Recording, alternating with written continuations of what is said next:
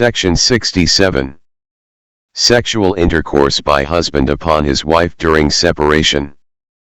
Whoever has sexual intercourse with his own wife, who is living separately, whether under a decree of separation or otherwise, without her consent, shall be punished with imprisonment of either description for a term which shall not be less than 2 years but which may extend to 7 years, and shall also be liable to fine. Explanation. In this section, sexual intercourse shall mean any of the acts mentioned in clauses A, 2, D, of section 63. பிரிவு 67. பிரிந்த போது கணவன் தன் மனைவி மீது உடலுறவு பிரிந்து செல்லும் ஆணையின் கீழ் அல்லது வேறு வழியில்லாமல் தனித்தனியாக வாழும் தனது சொந்த மனைவியுடன் உடலுறவு கொள்ளும் எவரும் 2 வருடங்களுக்கும் குறையாத ஆனால் நீட்டிக்கப்படக்கூடிய ஒரு காலத்திற்கு விளக்கமளிக்கும் சிறை தண்டனை விதிக்கப்படுவார்.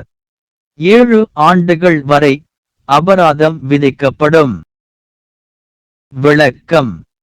இந்த பிரிவில் பாலியல் உடலுறவு என்பது பிரிவு 63 இன் உட்பிரிவுகள் அ முதல் டி வரை குறிப்பிடப்பட்டுள்ள எந்தவொரு செயலையும் குறிக்கும்.